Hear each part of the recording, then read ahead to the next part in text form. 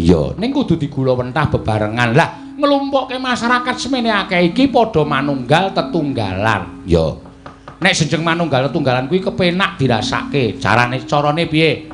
Mangkat menyang dhewe ning sawah Tegal ki ya ora nyenengke. Ya. Ning nek kabeh sengkut gumregut padha nggarap Tegal sawahe bebarengan wit saka wetan. Sing daleme wetan dhewe mlaku ngulon mergo sawah Tegal ing sisih kulon ngampiri karo tangga teparone bebarengan. Mikul garu lukune padha sesendonan sesindenan guyon maton wekasan kesele ora krasa. Iya. Ngono ya, Mak. Iya. Dadi werdine ngono kuwi. Oh, iya. Ngaturake panuwun ingkang tanpa pepindhan. Iya. Lan uga matur nuwun karo Pak Dukuh Karangasem B, Pak Dukuh Karangasem A. Iya. Anjen Dukuh loro iki aneh. Lho. Sing siji sing Dukuh Karangasem B iki nek omong urung rampung wis guyu. Ha iya. Lah iki jane terus mundi Mas ora lho iki piye iki aku. Iya, ciri lai Ginawa mati. Watak iki pancen ya ning tegas ya. Ora perkara nggone suarane seru, ning swara seru iki nek ketegas ya bakale dadine apik. Ya. Nek Karangasem B mau malah wis teko ngedep aku nok rawuh. Iya, mlaku alon-alon kaya wong bar disupitke kae. Kalunge nganggo gelap-gelap kaya karonsih iki arep joget apa iki aku. Iya, ya pancen supaya ben wangun ben iso temata. Iya, pancen bener. Ki mau ana insiden apa, Mak? Sesuk tak totokane tukange panggung no. Iya. Nek ora tak tempilingi ndak tuman wae. Lah ya nek jeneng nggon sing apa lendut ngene iki ya goleke ganjel sing atos. Iya. Lah iki mau sindene uyon-uyon iki do kaget kabeh grek ngono kuwi. Terus omong aku, "Pak, mendake." Hah? Aku ngono. Aku ya ning nggawa sangu oke-oke. Mula bobote ya ora umum. Wong sing piyaga siji iki paling ora 40 kilo sindene iso 95 kilo. Iya. Ya wis ora apa-apa ya, Mak. Ya matur sembah nuwun. Lan iki mau diweling. Ya, ora kok diweling ning aku pancen cocok, pancen gathuk. Ya.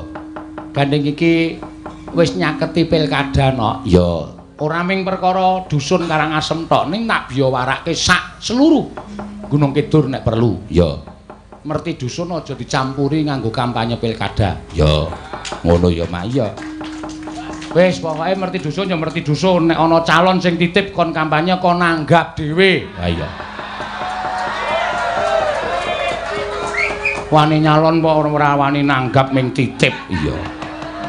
Ngono ya, Mak. Lho, tegas wae ora usah dadak piye-piye. Iya, dadi nek ana lho iki ya dasare durung wancine kampanye. Oh, soalé kerep lho nek ngono ku ya akeh sing aku mayane nggon merti dusun ngerti ana kertas tulung menika mangke dibiyun warakaken naminipun menika mencalonkan. Lah wong wani nyalon kok ora wani nanggap. Apa we? Iya. Dukuh wani do wayangan kok calon kok ora wani wayangan. Ngono ya. Ya wis ora apa-apa. Lah iya mula aja nganti ditampa. Titipan-titipan kaya aja nganti ben masyarakat ki ben apa jenenge iki netral dulu. Ya, mengko ben padha menggalih endi sing bakal calon pilihane, endi sing bakal calon bakal dipilih. Kuwi hak masyarakat. Ya aja dipeksa. Demokrasi iki merdika kok, Nok. Ya.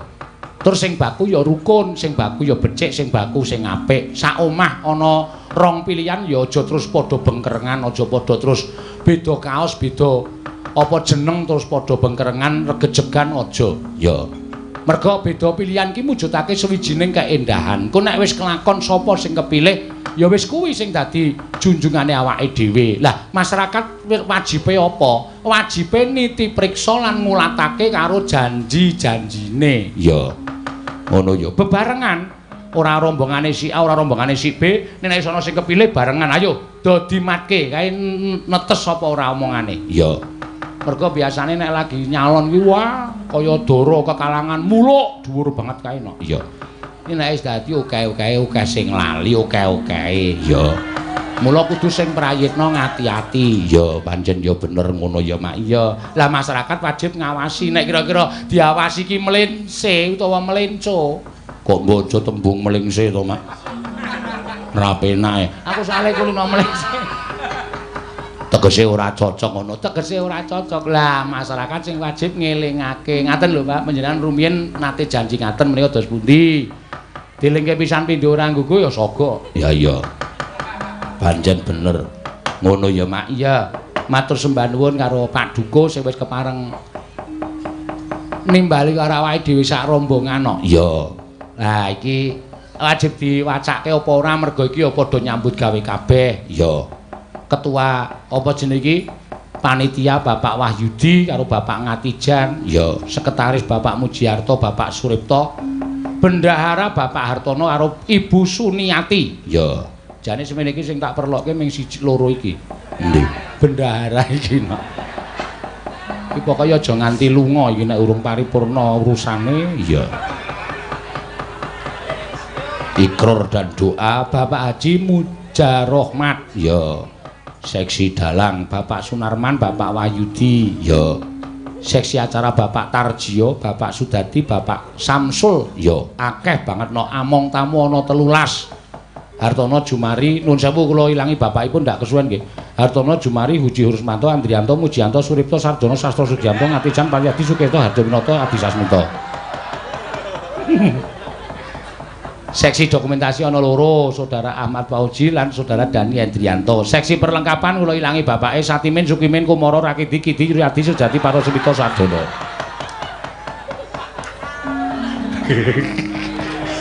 Lek kon maca semene iki tenan setengah jam dhewe. Iya, engko do protes terus tak urutke ngono iku ora wis asmane disebut wis senenge ra jamak kono. Iya, le nyambut gawe ya wis mempeng kok ya. Aku wis jeneng Ayo apa piyaine kok. Iya. Nyenengke tenan. Iya. Aku anggere tekan nggon wayangan ngono kuwi piyai-piyaine do nyenengke do sanak akrab ngono kuwi terus rasane kaya le mayang kaya ning omahe dhewe. Iya, ora ana rasa kepiye-kepiye nok. Iya, wah. Panggunge mau diusung ya. Ayo iki kekompakane wong Karang Pradesan ngene iki. Mula aku urip ki seneng ning desa nambah ning kutha. Oh. Ning kutha iki ngarepe kesripane ngarepe do nyetel dangdut. Iya, wis ora ana rasa. Wis ora saya ning perumahan. Wah, wis. Perumahan ki pancen omahe murah, ning kuwi ngedoke rasa sosialisme. Wo.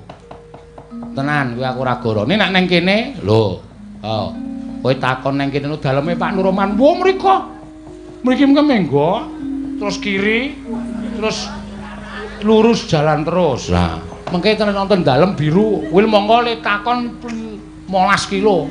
Do tepung ya, do tepung. Iya. Ana sing ditakoni daleme Pak Duko. Walah riku lho, niku menggari ala meng 3 puntuk modar. 3 puntuke nek cilik-cilik. Iya. Matur suwun. Iya. Ya, iki diwaca ana bintang tamune nok. Iya. Ya kuwi sedulurku tuwa Mbah Waluya karo Mbak Suhin. Ya. Ayo padha diaturi tindak ana ing panggung supaya melu seneng-seneng suka-suka parisuka. Ayo. Klintang-klintang nombak andong abel klingklong. Raya-raya seitu suka nopo.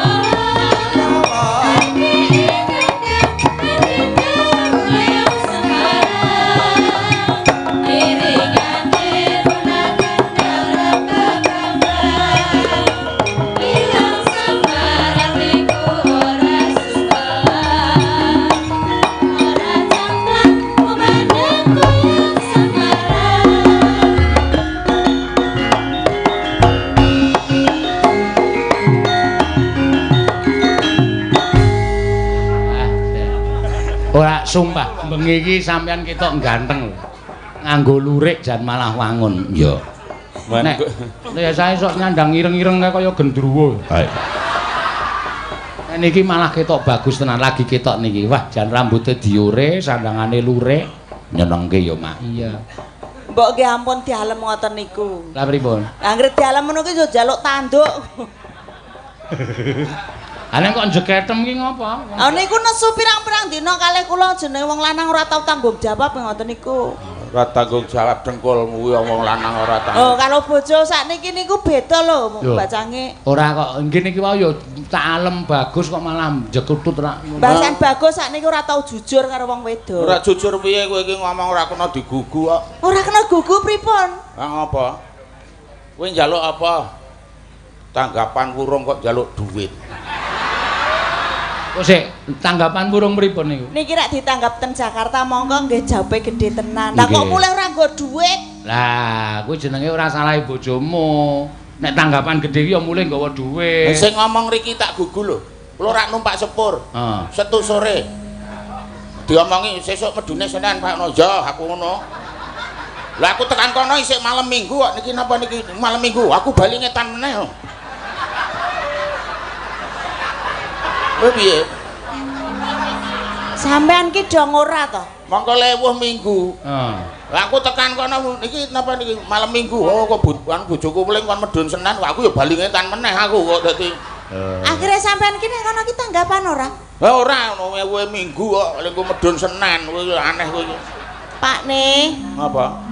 le pesen anake iki neng Senen ki tegese ki stasiun Senen ora kok Stasiun dina kono Senen. ki ana jeneng Stasiun Senen. Lah Lah niki ngomong ora nganggo stasiun gur kon medun Senen, lah aku ya bali ngetan meneh nunggu Senen aku.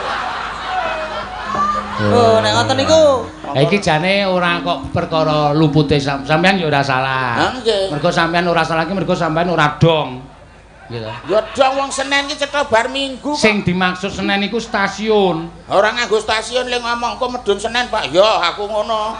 Lah nika ya weling ya salah. Mulane wong wedok. Kudune Senen nek melingi wong goblok niku nganggo stasiun. Sampean iki ngakoni nek goblok ora? Ya ora.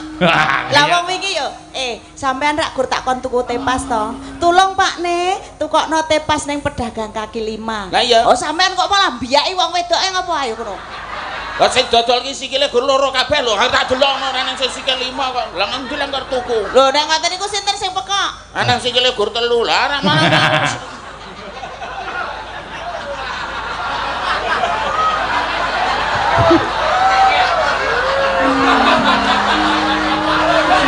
Ayo jare kon nukake kipas ning pedagang kaki 5, ngger wong dodol tak biak. Lah ya senengen to sampean. Sikile ming loro.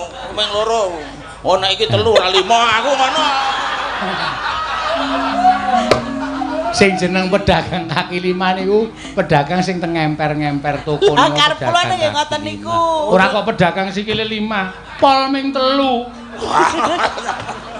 Yo ana sing 6 lho.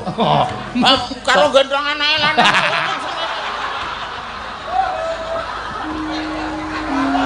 Adena tunake bodho muring-muring. Yo pinter kok darani lancang.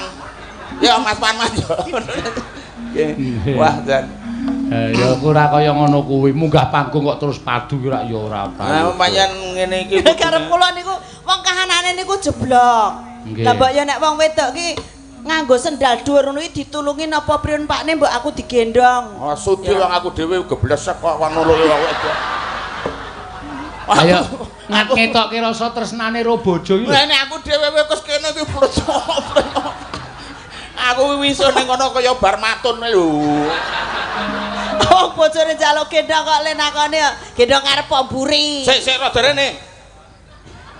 Ketabrak pangeran begi kowe engko. Tarane nek Aku seneng aku anggar ndagel bareng karo metu sego seneng aku. Wis genah. Aku wis tau dagel nang pesta standing partai ngene wong ngono ku ora nang wong ngrungokke wis kalah karo duduh bakso. Ayo sing iso ngalahke dagelan ki meng kok ngono kuwi. Ya nek ora apa-apa. Ora apa-apa wis. Tradisine mriki ne pancen ngono kuwi. Jam-jamane wis dipaske. Jam-jamane wis dipaske. pesen kalih nggih Mas. Duit 4 no. Lah Pak digur loro kok. Lah sing gua mulih loro no goblok metu kok. Ya ora ngomah ki ora usah diitung kok ya ora. Wah sing jenenge kermah ki kuwi kok mikir ngomah. Kok Kermah kok mikir ngomah. Iki lawe apa to iki? kok berkobre biyak lho. Ah, aku ki nek biyak kober wae kok dadi Aja kok sego bakule dibiyak kok. Wah, komplit. Nggih. Menika ati Sora menapa Mbak Jangki? Napa? Tasakuran. Tasakuran bersih dusun Oh, ije. Karangasem B kalian Karangasem A. Karangasem B karo Karangasem A. Iki mung wowoan kowe kena nggo jeneng desa. Apa? Asem iki Karangasem, ana Blimbing, ana Nduwet, Ndondong. Ndondrong. Heeh. Ana kono ki desa Ratuwa-tuwa, Kepek. Kuwi ana. Kuwi kampung sing lanang kabeh ya ana. Ngendi? Suru lanang. Ora ana suru wedok, ora ana suru lanang. Oh iya. Kene ya Mbah ya. Nggih. Nggih. Tak kenalke kampung kene sing tak nggo nek liyane kok ndak rada kenal gitu. Leres nggih. Kandhan ya. Iki Anjen pamirsane kathah sanget Nggih. sinaosa Jawa, alhamdulillah. Ha iya arep udan arep gremes mesti do nonton. Nah, soalnya apa gratis kok. Ya kan wong ora ono sing Lah mau iki mah ya nganggo tarian masyarakat. Kok ya. iki saking guyupe, saking bandol ngrompole ing atase kurang pedukuhan rong pedukuhan. Nggih. Wah iso kaya ngene gaenge. Manunggal, guyub rukun, Dadi bandol tasakuran ki ora kok ndedak ngenteni Palawija mulih ki ora. Ora karo kene Karangasem ki wis ana jenenge spandus. Oh, nggih. Apa kuwi? Spandus. Spandus ya apa? Pengairan untuk dusun. Oh. 9 tahun sudah spandus menika ada wonten mriki. Alhamdulillah tahun pengeti iki. ya tanpa ana macete banyune lan Nggih. disuwun ya lancar tekan sok kapan jaman apa wae. 24 jam tidak berhenti air spandus itu. Beda karo gene dhewe.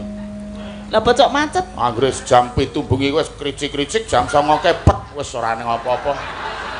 Dadi aku nek bengi wis pekewuh arep bingung arep golek banyu wis angel banget nek bengi. Nek bengi. Nggih, dadi Mergane ora lancar ki, Mbah. ora lancar dadi ya ming awan tok metune nek bengi ora metu. Banyu apa? Berarti banyu mungkin nek bengi ora tau metu to. Anu, Lah wong kae iki genah ya. gile Oke regete kok ya. gile ku mangsuli piye ya iki? Ya diwangsuli. Iki takon banyumu nek bengi ra metu. Lah nang pam nggen kula ming tekan jam 6 jam 7 kok nek banyu. Nggih tetep nimba. Ya ora apa-apa, nimba ya jero banget tenan. Lah iki pedukuhan sak pedukuhan ngene iki ya ampuh tenan lho. Mosok penonton sepene arep didumi snack kabeh lho. Apa iya? Ora, kae iki anu para sinoman kae wedi munggah panggung mergo iki ngisore mbledhok to, Mbah. Oh, ngoten. Wis engko ndak mendak panggunge ndak malah pra-prayoga. Ngopo? Absen ra ana jiro lupa. Ana sing ra ana siji. Sapa? Tatin. Masuk angin. Iya. Loro dadak mau le pamit jam 4:30 mau ngebel karo aku, Pak kula mboten iso awak kula jan mboten iso dijak tangi. Ngono. Ya pendak dina ya nyinden terus dadine ya awak ki ya perlu leren. Iya ora apa-apa. Jane kula niku rada mriyang ning nyang bojo kula kok mesti dal-dal. Ada arang pentas ayu gek nyang. Ora ngeringi sesuk ki pipil ya sak kuat-kuate kok. Ngene ya ngene iki aja ditolak mbok pira-pira Rezeki rezeki paringane sing kuwasa. Arep kok biasane 4 yuta eneng kene 6 yuta ora apa-apa wis ngono ngomong karo keluarga Karangasem.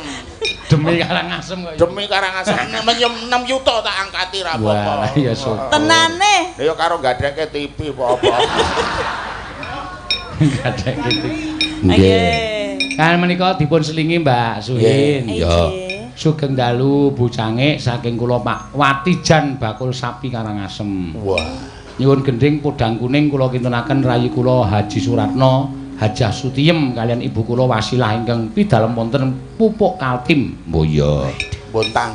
Bontang. Matur sembah nuwun. Paurono njenengan. Sugeng dalu saking kula Pak Sabar Mulusan.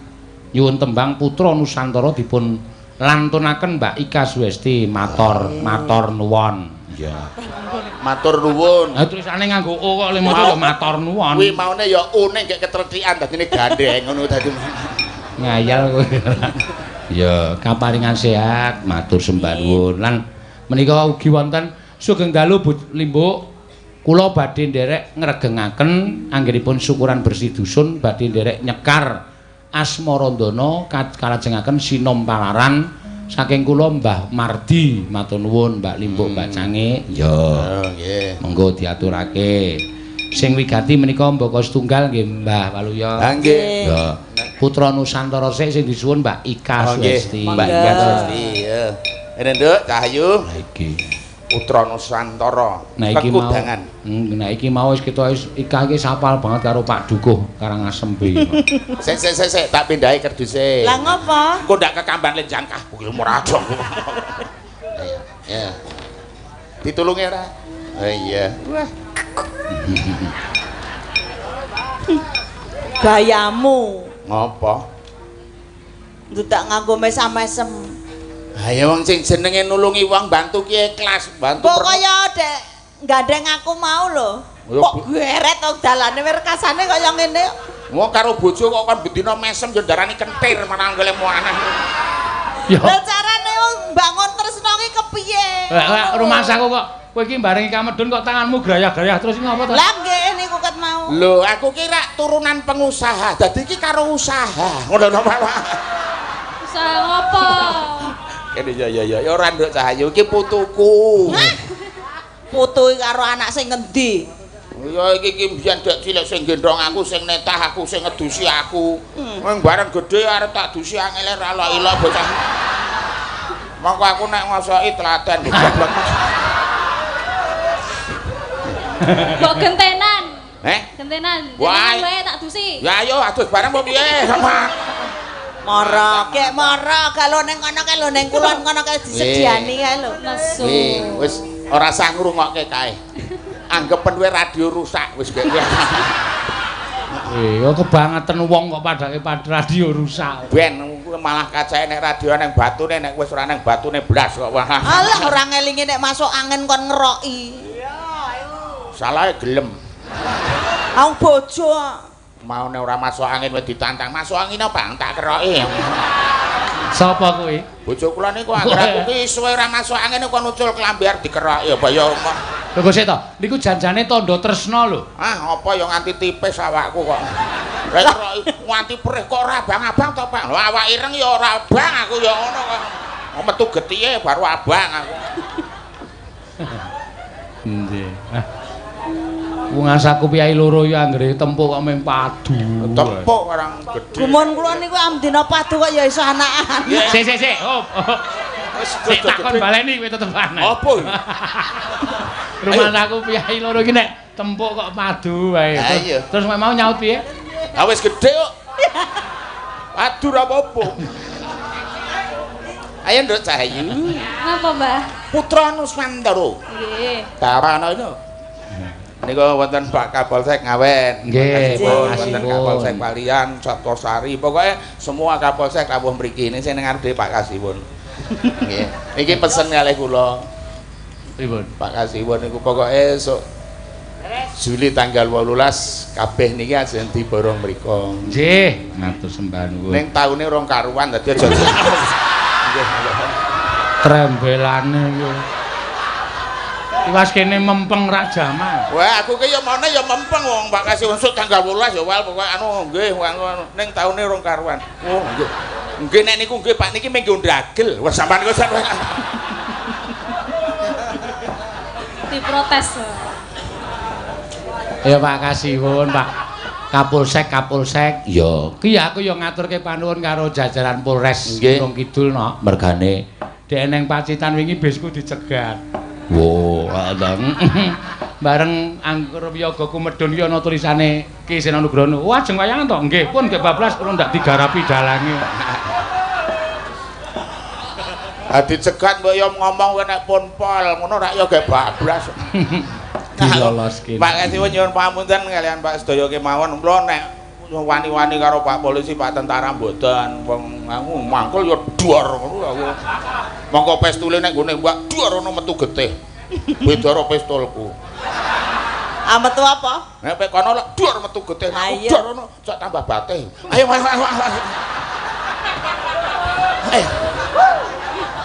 Bagus sih senengane. Aku kon saru kok sing kon kae lho, kon kae. Kon kae. Ora saru aku. Ora aku rakon kok. Sing kuwi tak takoni siki ana. Pistule Pak Kasiwun cetha isih muni, penggonamu isih iso muni. Kadang-kadang nek anu ya muni wong yusine ana kok. Oh, biasa. Mboten ding lek jawaban mboten ngoten niku. Delok-delok mungsuhe. Ayo. Ayo nek musuh iki terus ya mejen aneh. Nek musuh ika? Ya mbak menawa. Tenane. Wah aja sok ngono, aja ngeti aku banget ngono. Ayo Nduk Cahyu. Monggo Mbak Ika. Sing nembang kono sing dehem aku tak wakili ra apa-apa, Nduk. Anakku sing bagus dewe.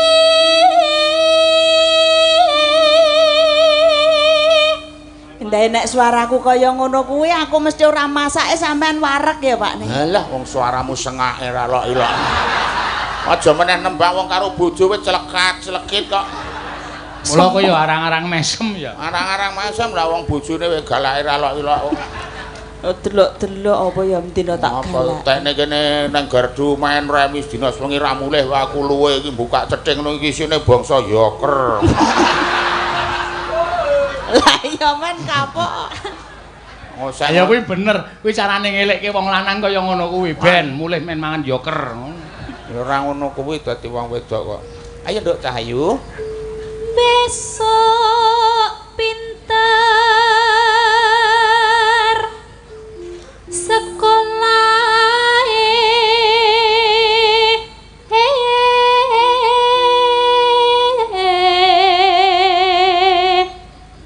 Kuwi nek ayu nom karo nyiwara iki karo obahne marai brinding. Brinding. Sapa? Ika kuwi, Pak. Angger obahno aku brinding. Nek bojomu sing obah? Ah wis ora nang efek samping. Kepiye? Nek obah kurang seru ngono apa piye? Iya. Apa kowe? Ora hin. Malah apik ora obah.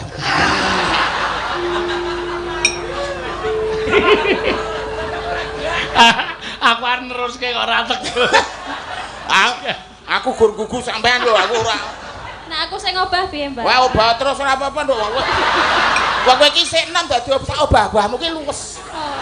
Lah mbokmu gedhe nganggo obah keretuk. Keretuk wis. Mbak dhewe obah piye? Apa padake wong kerot. Nek kono sing obah kepiye? Diomongi oli nentek.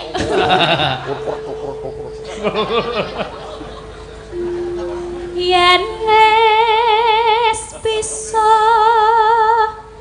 nyambut gawe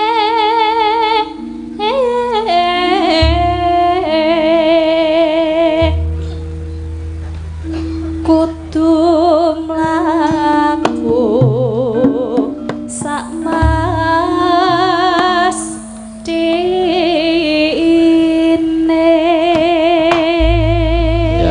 Ya, monggo. Putra Nusantara, monggo.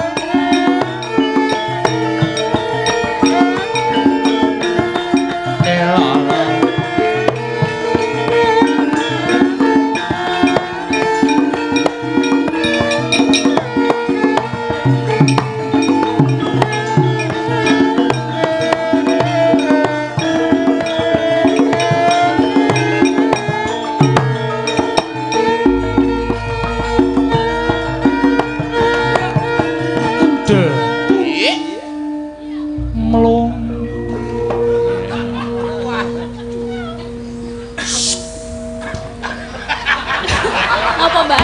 Ngapa iki? Ngapa? Kenapa ngapa? Saiki gur kari tekan. Ula dumung. Aduh, Dununge bapakmu kok ula dumung. Krungu kok. Kae iki dudu ula dumung. ula apa? Krungu kok. Tali picis. Ula dumunge bapakmu. Ula dumung.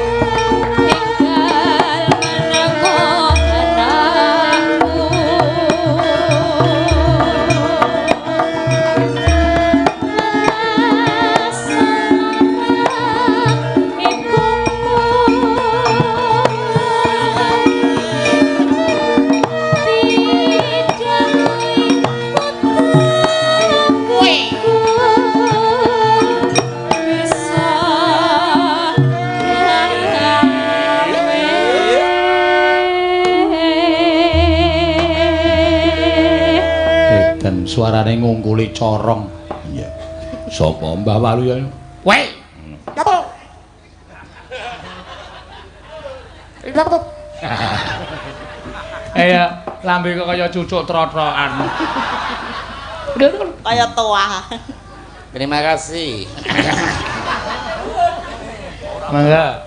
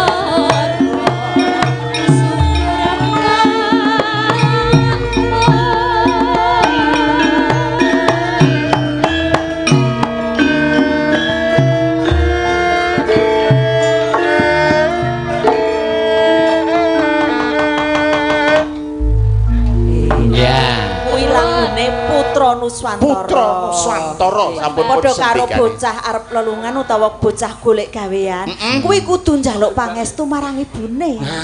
Kabul karo ora panjangkane iki mingkari pangestune ibu. Nah, nek akeh pangestine ibu mestine bakal kasil. Nggih. Mula men akeh anake dhewe iki oleh pangestune ibu, aku tak rabi meneh men ibu-ibu. Ora nyelewengi ten ngoten niku to. Lah nek maksudmu piye? Maksudmu kata-katamu ki piye karepe? Kan donga pangestu ki sing mandi saka ibu. Lah nek ibune akeh kan pangestune akeh. Ora Gek terus kepiye karepe? Saya mandi. Gek arep rabi meneh. Nek oleh. Men sing mengestoni wong akeh ngono. Ya sing mengestoni kan ibu akeh, dadi ora mung kowe dhewe. Apa iso nyembadani sampean ki? Ya mbuh.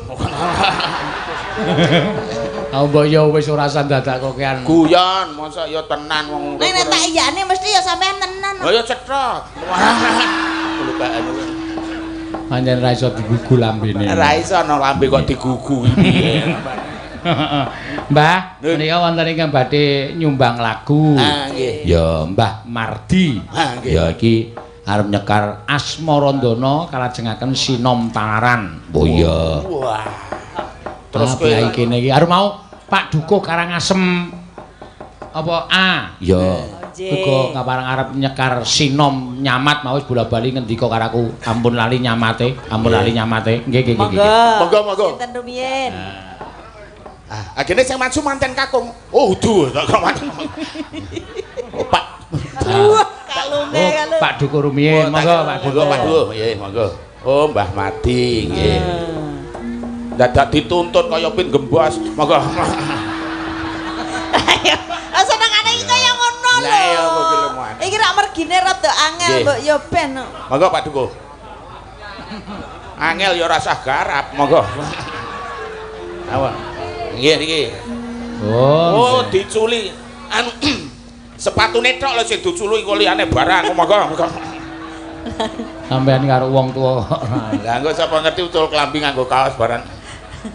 Monggo, wah sepatune ngiwon-nengen terangane nggih. Lah apa ya wong arep teken tok. Engko Mbah Mardi nggih. Wah, waduh, merusik rasa banget e. Ngipatke monggo. Waduh. Salaman sih. Nah, wah. Iki salamane ora cekelan karo aku ngambruk ning ngarepe sinden lho iki jane iki.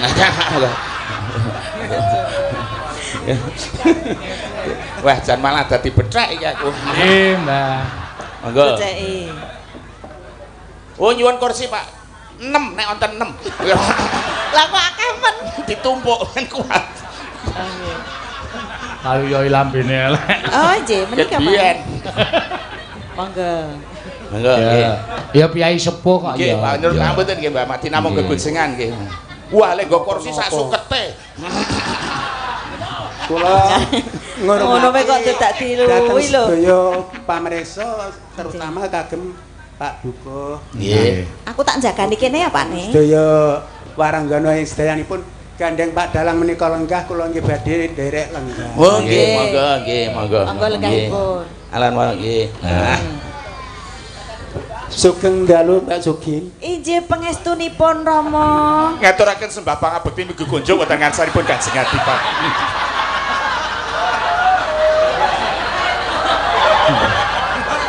Kula ingkang Walu suwun. ya. Lungguhmu rodok mburi. Assalamualaikum warahmatullahi wabarakatuh. Waalaikumsalam warahmatullahi wabarakatuh. Matur nuwun. Sami-sami, Pak. Sugeng dalu Mbak Limbo, Mbak Sugeng Sange. dalu, Mbah. Mbak Limbo, Nggih, dalem. kula badhe nyuwun pirsa. Waduh lah iki. Mergi ten Trawanan niku ten pundi?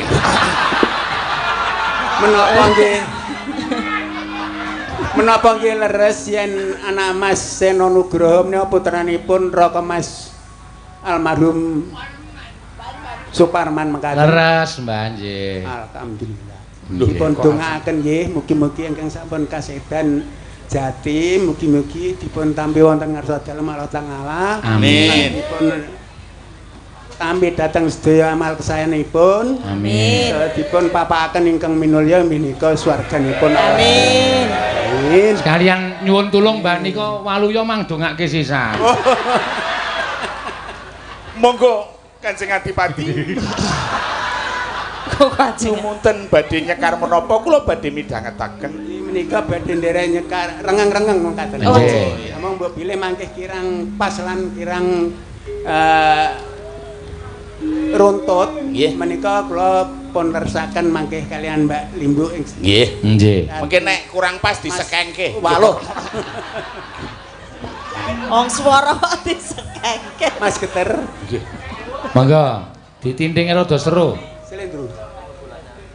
Asmarandra. Slendro, Mas. Nah, nika ampun slendro. Niki kula mendhet ira-iraan tokoh ingkang badhe maju perang. Nggih.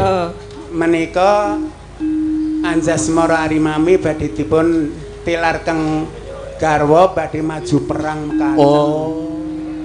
Jadi Anjasmara arep ditinggal karo Arya Penangsang. Anjasmara ki arep ditinggal karo Harimami. Oh, ngawer. Anu Anjasmara Ari Mami. cocok.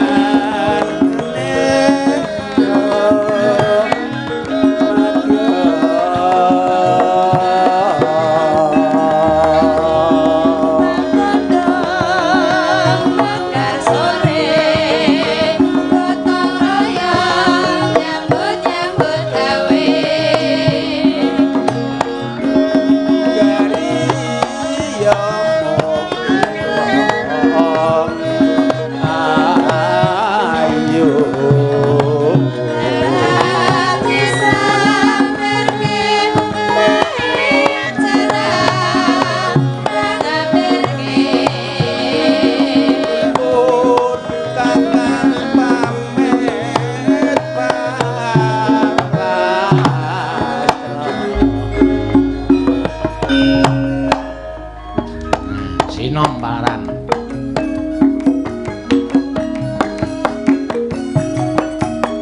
Sukriba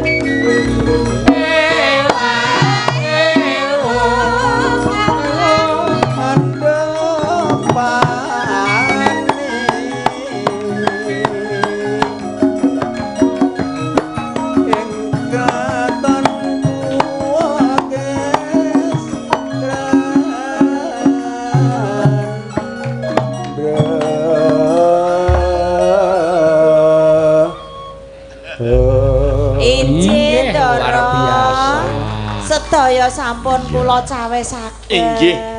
Para prajurit anggenipun jagi tapel wates. Sedaya sampun sami cukat cakut tampil terginas ngulah kridane. Kepareng matur Gusti Adipati, saenipun Adipati Waluya menika kapidana pejah kemawon. Mboten. Inggih, menawi kersa matur sembah nuwun. Lah kok malah seneng pidana pati? Neng omah ya mung ruwet Kula badhe caos pirsa kalian Pak Dalang. Nggih, Mbah. Karena ing mriki menika kathah satu kewan inggih menika putra wayahipun Sugriwa Subali. Oh, ngoten. Menika mapanipun wonten kidul mriku menika kirang langkung setengah kilo mbok gile. Lah menika nggih ngirisaken tanem tuahipun kalebet jagung, kacang. Menika kanca-kanca tani ingkang wonten ing padusunan menika mengsaipun kalian Wanara menika. Wanara menika. Lah menika gampil, Mbah. Menika ketuanipun wonten ngandhap menika. Tersinggung ora sampean? Mboten menawi menika wonten ratunipun. Oh, lah ratune ndi? Lah menika monggo. Sembrono. Wong perlu kita aturaken Nak Sena. Nggih, Mbah. Menika nami lengkap kula menika Pak Mardi. Mbah Mardi ngaten. Nggih. Alamat Karangasem. Lajeng pedamelan kula menika Angen Mendo Pak Dalang. Oh, nggih, Mbah, nggih. Ning ampun ngantos dipirengaken kalian Mbak Alisa. Nggih. Yen ngukunipun rak wedhus. Nggih. Mangke yen Mbak Alisa mireng nika wah wedhuse Mbah Mardi muncul. Berarti kula diwedhus-wedhusaken kalian Mbak Alisa. Oh, boten. Mboten mangke Alisa kula pangene. Aslinipun jane Mbak Alisa menika pundi to? Anu Mbak Limbo. Menika saking anu, Mbah. Saking Arep apa, Mbah? Mbak Waluya. Sulawesi. Apa? Endi? Arep marani Elisa. Wis nang Mbak Alisa menika ingkang pundi nggih? Niki Sendi. Ngawur, Mbah. niku Mbak Elisa ne sedereke Mbak Prastiwi. Tolong Mbak Suhin dipadoske Mbak Alisa sik pundi. Nggih. Mangke anu, Mbah. Bibar menika Mbak Elisa katuran jumeneng. Sepatus panjenengan prisa. Oh, ngoten. Janipun kula ngepen sanget kalian panjenengan. Sami kula niku ya ngepen banget kok. Panjenengan ngringgit wonten Jakarta masuk angin to. Nggih. Ingkang nglajengaken anu Raka Mas Geter. Nggih, nggih. Saking lah niku kula jane nggih menyayangkan. Nggih, sampun. Sampun monggo. Ya muga-muga kendang paringan sehat. Nggih, Amin, amin, amin. Matur nuwun Mbah Mardi. Mbak Suhin. Dalem. Napa sampean niku mboten cedhak kalih Mbak Alisa? Oh, kula ra ditebih mangke menawi panjenengan sampun mandhap Mas Walu mawon sing madoske. Kula padosaken. Kene Nduk, kene iki dilegani Mbah Mardi kersane ge mandhap menika Pak Mbak Elisa. Nggih, mangke papanipun kagem joget Mbak Elisa. Nggih, Mbah Mardi katuran lenggah wonten ing Ngandhap kursi. Nggih, matur nuwun. Nggih. Dan namung badhe nderek salam-salam menika. Oh, nggih. Ngaten. Bika kepek. Oh, nggih, nggih. Ingkang sepindah kula Susah iki, nggih. Ora ngurus pokoke. Karepmu.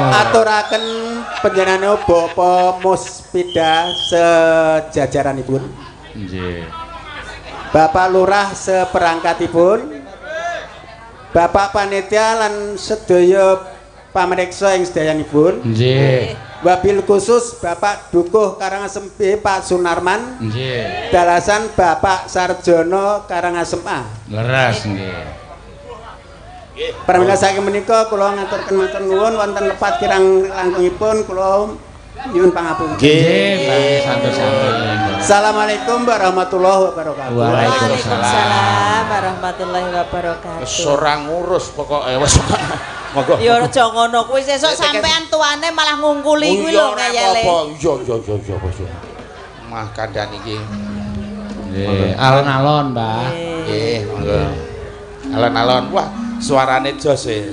mongko jangkep gendinge. Oh lah iya. Kyai sepuh ki malah ngerti sinom palaran. Nggih. Asmara Danawanta malah sok diopeni malah. Nggih, nek saiki ki anggere Mongko tanpa meleset iki. Pamer bojo karo cendol dawet. Monggo bojone ora wangun dipamerke. 14.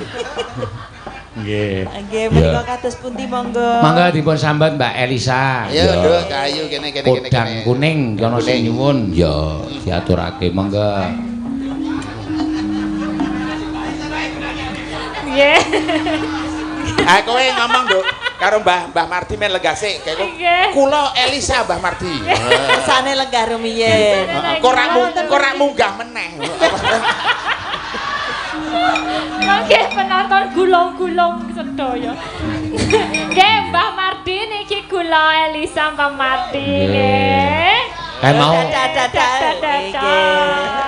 Mau Mbah Mardi takon asalmu saka ngendi? Nggih Mbah, kula saking Sulawesi Tengah, bapak kula saking Toli-Toli, Sipo saking Lambelu nggih Mbah. Enjang mriko nggih Mbah. Nggih, numpak depok. Numpak apa, Nak? Kowe iki yo karo wong kok nyenyek. Mosok numpak debok. Mbah Mardi bareng kowe mlaju dadak-dadak kaya wis entuk tiket.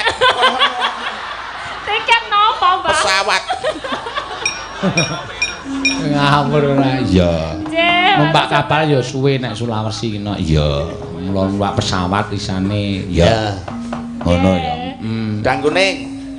Podang kuning nggih. Podang kuning diaturake Mbak Elisa. Ya. Monggo. Nadyan wujude mung peksi. Diartekke. Arepa rupane meng manuk. Wah, basa Indonesia. Oh, ijes.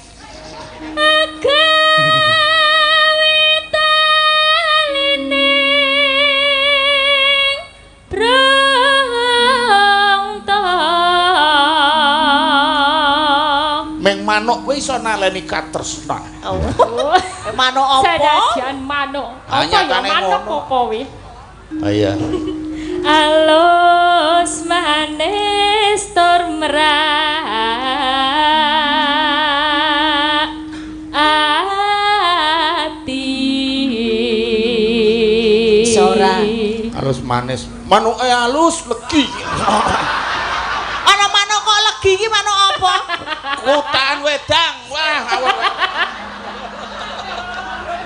Lah yo kuwi mau jare apa manuke dirasake apa piye? Ora, manuke lek ketukan wedan mergo goleki pedagang kaki lima dibiyaki mau. Wes minggon kula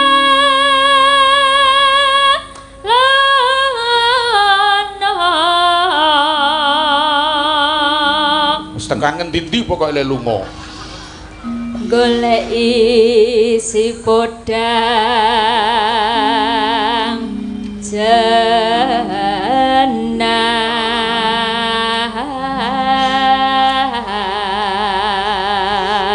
Goleki podang kuning nganti tekan ngendi-endi. Iba bunga henga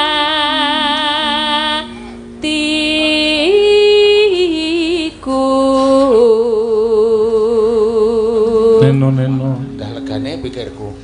nyandeng bisa dadi tombo Gur nyedak manuk wis iso dadi obat. Obat apa? Lah kuwi caket dadi tombo kuwi ora nyedak. Oleh katek. Lah soalé ya akeh kok sing ngobati mereke nganggo jeneng manuk ya. Nggih. Iya. Ya, Sa.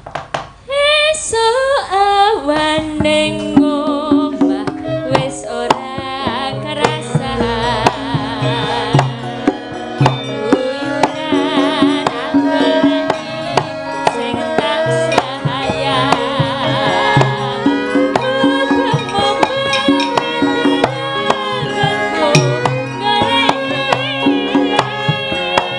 ora krasa esuk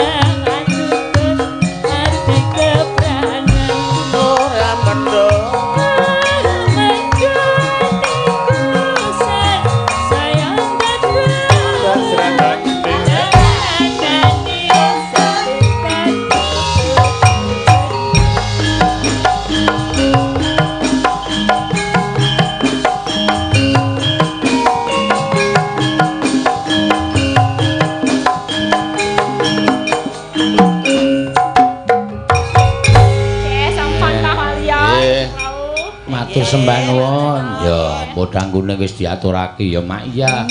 Iki ana WA saka Jakarta no. Ya. Sapa kepareng nyuwun saka Mas Peri Suranto. Ya, Raden Mas Peri. Ya. Nggih. Nyuwun lagu apa jenenge iki? Sri Uning. Ya, sing kepareng nyekar sing disuwun Mbak Ika Suhesti. Oh ya. Ya ora apa-apa, penggemar iki dhewe-dhewe pilihane kok ya. Wah, ayo men pindho, Nduk. Ya, Ika Suhesti. Iki dikirimi transferan 1 juta. Ya. Alhamdulillah. Ya ngadeg, Nduk. Dipindho ora apa-apa, gek men kacek. Padake lelara lho. Ya. 1 juta ya enteng kowe. Ya iki tak topi sike. Oh, terima kasih. Heeh. Ya ora eneng ning nggo aku blas to ya. Adus. Apa? Nggo adus. Ya. Gue atus. Nuwun nggih, Pak. Ya.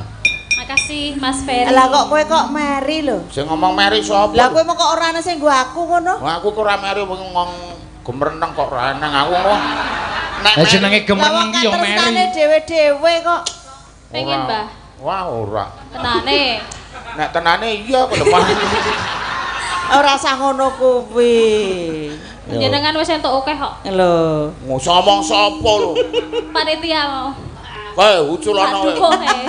Aja takkan nguculi iki lho. Oh, sing Dengan nguculi apane? Sing enek iki pengibat ya lho, sing cok ngibati aku. Sapa? Yo enenge yo guru iki Mbah aja kapok ora. Tak saiki kok tipis meneh. Lah wong kek cek kok ya. Lah iki kandel iki lho, kandel. Iki setut. Oh iya lemmu grayan to ya iki kok ya. Oh iya. Setut barang tok cekel. Oh digrayai wis ora ngopo-ngopo. Aja sembrono. Iki mau sudah. Lah kesenengan. Ngopo kesenengan? Lah kowe mau lho dipindho. Demak setute kok seneng ora ya. Awale mau tunggon setut kowe mau kok. Iki mau ya hampir saja iki mau jadi. Ya. Sri Uning Mbak Ika monggo. Ya. Kowe kok langsung piye? Bawa sak yuta. Apa Pak? Ya. Sak yuta iki le bawa ping 4. Ya ora pisan bae kok jut ping 4. Putri kang Sulisteng Warni. Artine piye iki? Putri kang Sulisteng Warni iki ana putri sing wayu rupane. Oh, aku iki basa Jawa ya lulus, Des. Anut manunin ngono. Karo bojone kok ya. Lah kuwi jenenge Mendes Suhini lho. Ora karepku ora ngono kuwi kok. Mendes. Nake Sri Hening Mustika Toban.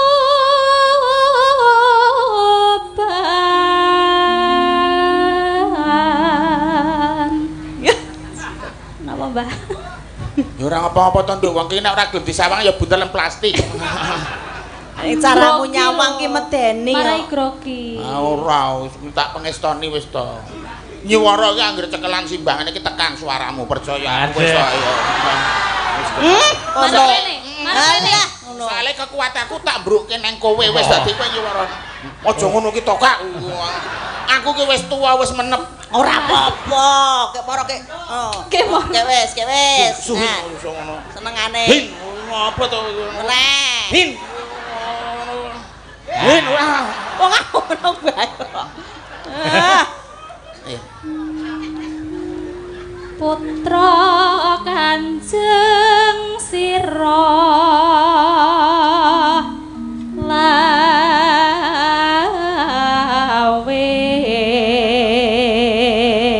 Aku angger ngengeti suwe-suwe iki ngangkat mik kowe rasane ra kuat. Ya rasa diangkat no. Tak angkatke apa piye? Kaya alum kabeh awakku. Sebabe napa? Mbuh aku ya radang mau ki agek goleki sebabe aku kiket mau ya. Lah iki tanda-tanda ki kok ngono kuwi no nek mbahmu lanang ki. Maksudmu tanda-tanda stroke war ngono kowe mesti. Mantil sisan kok. Sampean ora gemati ro bojo, mula bojo anane ya ming ndongake elek kok ya. Men sok sing arep ngawula sapa? Kawula dhewe to. Apa iso? Pranggeng bacana karo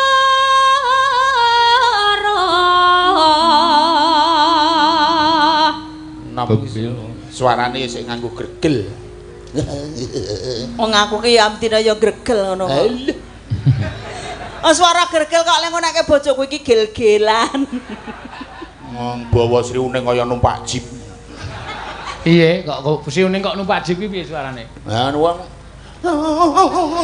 Lah iki gregele men metu kok. ngelingi es buyuten rasa bawa aku ya.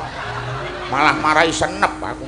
Lah wong penjaluke ya wingi kok nganggo bawa. Wedang legi malah dadi pahit aku. Wedang legi malah dadi pahit ki jane ora salahe bojomu, salahe cangkemmu. Ya ora, wong aku ki ya padha karo gone sampeyan. Lah wong sing ngrasake legi karo ora ki lambe ilat kok. Lah iya. Aku wong genayu ki ya padha lho karo sampeyan kok dadi. Ngeyel gak sampe. Ora ngeyel ya ora uman tenan. Bebelo wirat moyo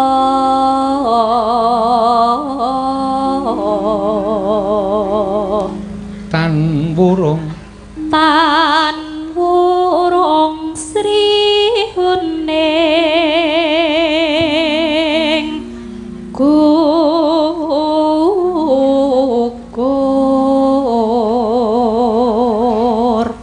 dadi mustikaning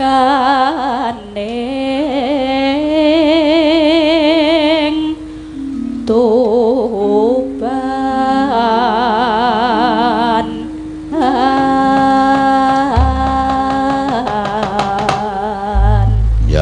ya Sri Huning mustika toban lakon asmar lan sabaya mati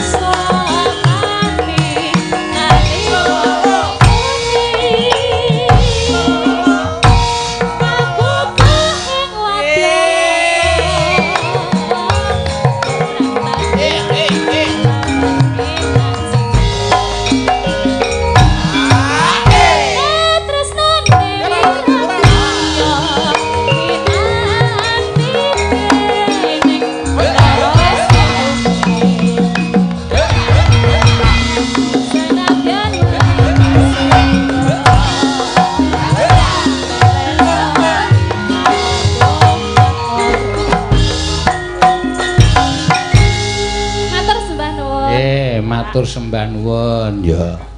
Sriyuning ngene. Sinden wis ketrima, Sriyuning wis sak yuta. Ya.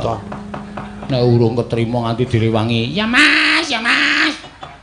Isih ora ketrima no. Iya ya Mak, wah pancen yo bejane. Sampean kok njut ngebrok. Lah ngopo wis rampung. Kok njut klokro ki lho. Limbukane rung rampung kok muni wis rampung piye? Sriuning ki lho wis rampung. Sampeyan kok ngeyel wong Sriuning wis rampung lho. Ngeyel diomongi kok. Lah limbukane urung rampung. Lah sing ngomong limbukane rampung sapa wong aku kok ngomong.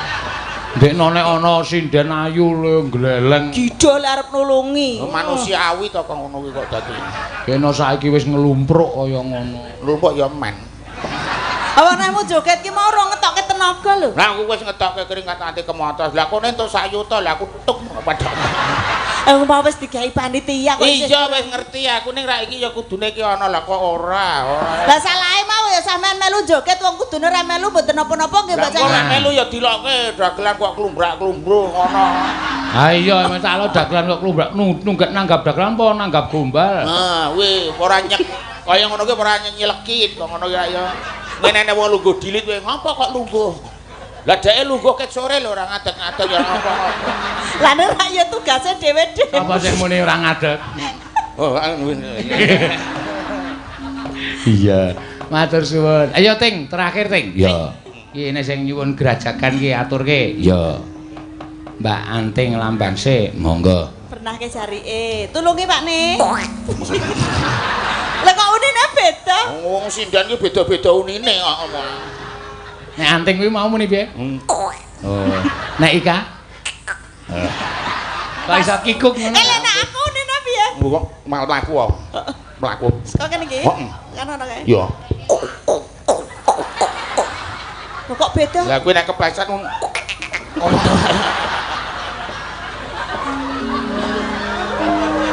Walah. Rumasaku kok lambe dienggo apa-apa iso. Ha iya kalau lambeku iki pancen aneh kok. Lah niku modele men pun persis kok. Persis napa? Lagi sing muni ngoten niku. Kula mboten tegel lho Mas. Kula mboten tegel lho. Apa maksud lo? Sing mak kuek-kuek ngono lho. Weh kuwi kaya kodhok. Lah iya. Apa berarti lambemu kaya kodhok? Weh kodhok kene sing istimewa lho. Apa? Aku le iso akur karo bojoku men nonton kodhok lho tak mengi. Kok iso? Bar dadi manten mone ora akur. Heeh. Omahku cedhak kali terus ana. Apa kae Mas no kodhok? Ayo ndelok, ayo aku. Nonton kok drobel ya kuwi. Ngono. Ya aku ya mulih kodhok-kodhokan yo aku ngono ajokan.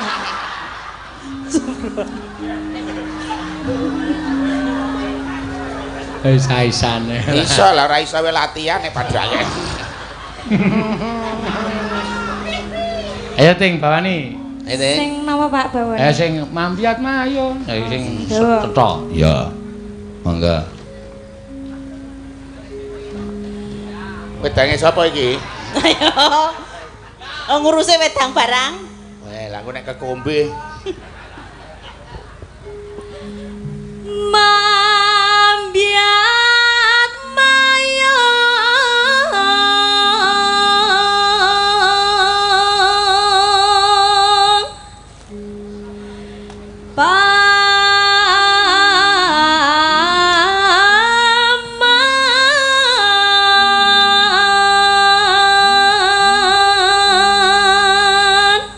modele dhewe-dhewe. Iya, lek nyekel mic kaya rock. Nyekel mic kok kaya nyekel rock. Nah, penyanyi rock nek nyekel mic mic-e dideke ngene. Heeh. Wis suhin ora iso ngene iki lho. Wah, apa? Ora iso. Lah kepiye nek aku Suhin kepiye? wis tau ngene iki merutut ngedrop.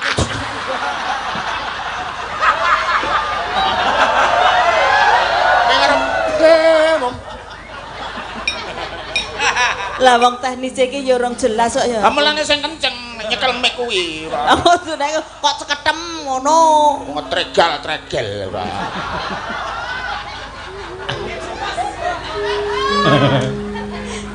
Ya. Suarane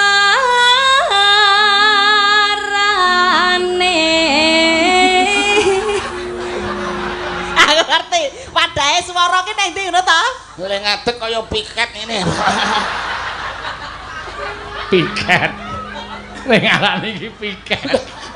Ya lha nang ngursu rodo-rodo. Samene wis tuwa kok. Lah somong bayi sapa neh ngentekake dot. Semene bayi nedot ki bablas. Ora mendot. Apa? Embuh. Dublak bayi barang ku gampang tek.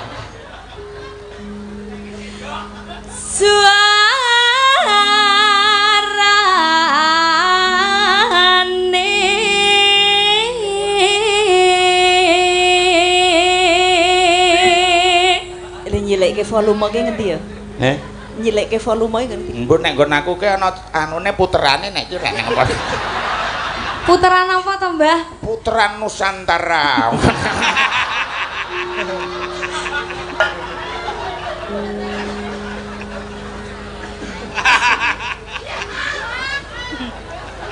Ya gandeng. Gandeng belam biangan.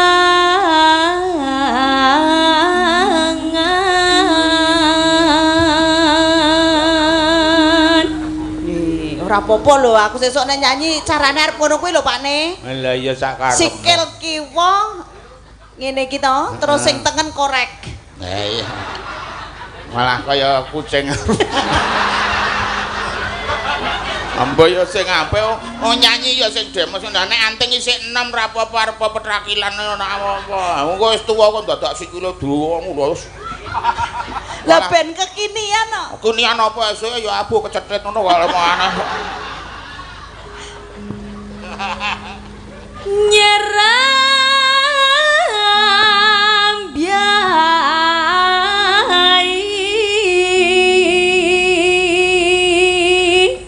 nuswan toro.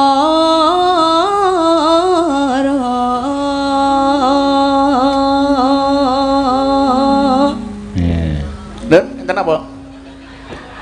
Ngopo ta? Apa? Undang kula sampean. Awak mung ngono wong. Ngono kok. Weh wong ki nek pekar pemiheno darane ngundang, kok darane ora walu ya budhek ngono darane anu. Enten apa? Ora ana apa-apa. Nggih ampun. Padune niku njaluk dhuwit lho, Pak. Wah. Aja sok blakake batine wong.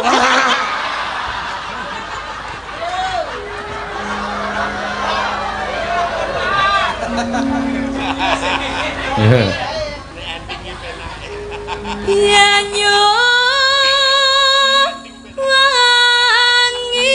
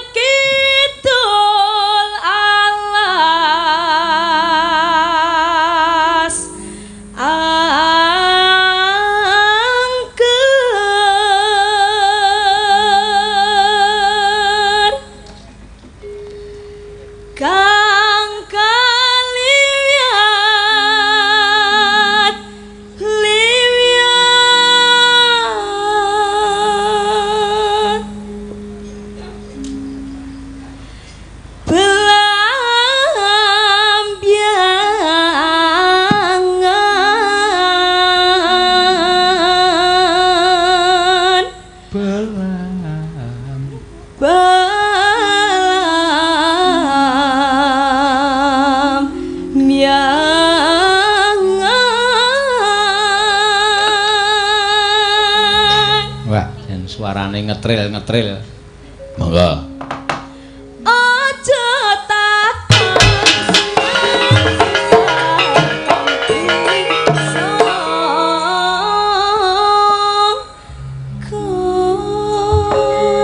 iki ganti gamelane ganti black apa ora? Breng. Ya Kanjeng Banyuwangi ngono kuwi. Oh ya. Ya wis ora apa-apa. Enggak ya. Pak, mboten ngadeg apa Mbah Waluyo? Ora aku yo Banyuwangi ku ngenteni Banyu Soco kok aku ora. Banyu Soco ya ora ana lagune. Ora ana mlane ya ora usah ngadeg. Ngaya. Wis ben ana Mbah Waluyo kesel ting wis. Kyai sepuh. Esuk mau wis golek walang bledek walang. Tak kene iki ana pasar ame pasar wedhus ora ning pasar sapi lho mbok sange. Pasar napa? Kene kono pasar walang. Kulon ngono ku sak pengidul anggere esuk wis lah barep milih lanang wedok. Lanang wedok apane? Walang iki anggere sing Apa ning tengere lanang karo wedok iki? Ngono. Apa? Anggere sing ngendhuk kae wedok, nek anggere sing cilik kae lanang. Oh. Kuwi tengere walang iki gampang nek wedok angel tengeri. Wong sing ngendhuk lanang ya nang sing ceking wedok ya akeh nek ngono. Ayo nduk ngrajakan Banyuwangi. Ya, mangga. Tanah endah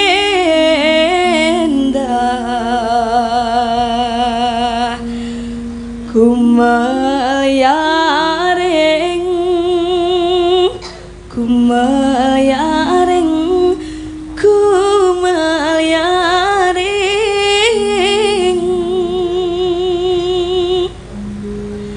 Taman Sarino Swantara pelambian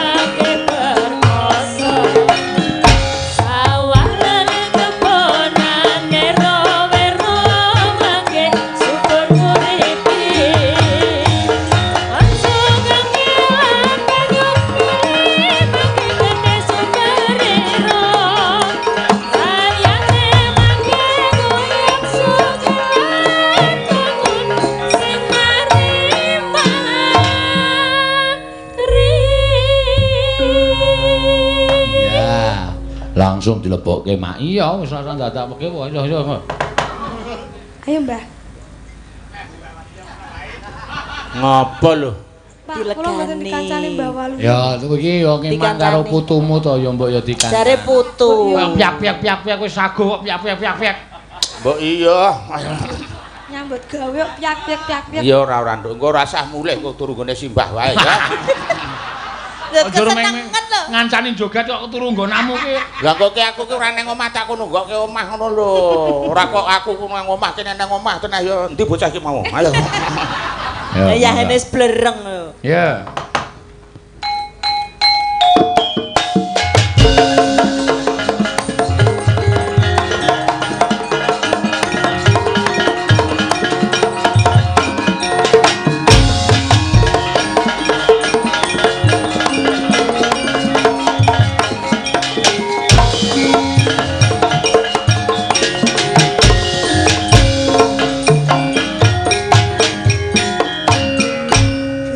Raja